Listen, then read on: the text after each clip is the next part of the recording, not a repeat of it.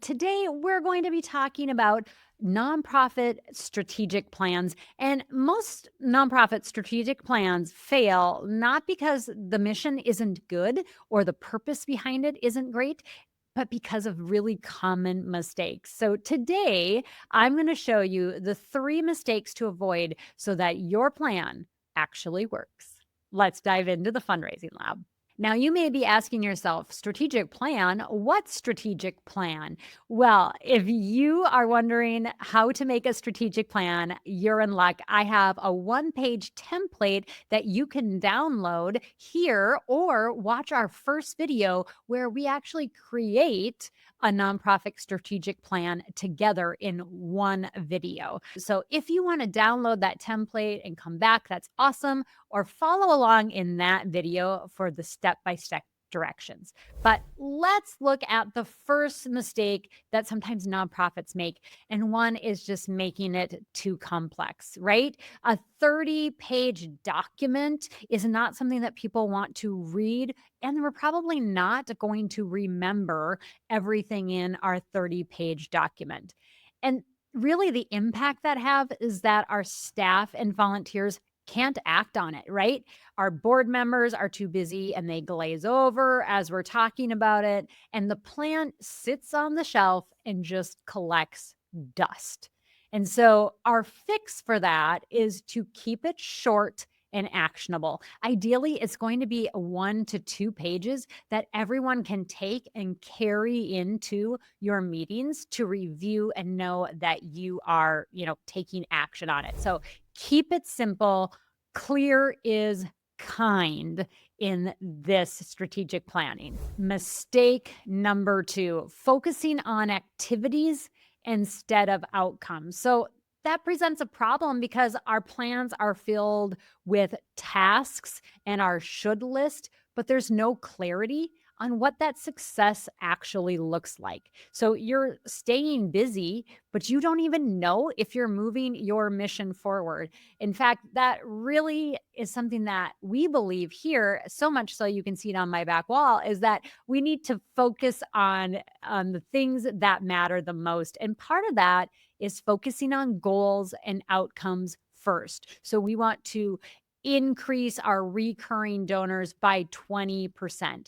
And then we're going to attach strategies to that so that we can measure our outcome of our goal. So don't just have more tasks to do, but focus on the outcome that we want to happen first, and then develop the tasks that are going to help us achieve that outcome. Mistake number 3. And this mistake is really common. We have really good intentions, but sometimes we don't review or even use the plan that we put in place. And sometimes mistake number 3 is really a culmination of mistake number 1. Our plan's too long. Number 2, our task list is just keeping us busy. We don't know how to measure if we're making progress. And if those things are true, we probably don't want to review it, and we might not even be using the plan at all. So we make it once because it's a checklist of something we should do, and then it's put on the shelf, collects dust, and we forget about it. And the impact to our organization is really no accountability and no course correction. We can't iterate and change something if we're not doing it in the first place. So developing that plan was just wasted effort if we're not going to use it. And so the fix, now I know that sounds negative, but we do have a fix.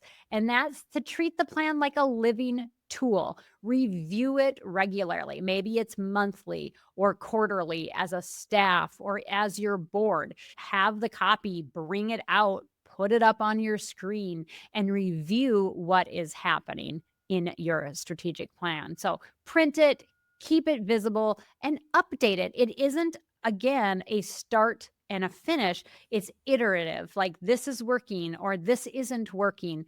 Review it and update it as needed can be really, really helpful. If you avoid just 3 mistakes, your plan becomes a roadmap and not a bookend or a shelf decoration. So remember, we want to keep it simple, set clear goals and outcomes, and review and evaluate those steps. If this sounds daunting or, oh, that sounds great, but how do I actually do it?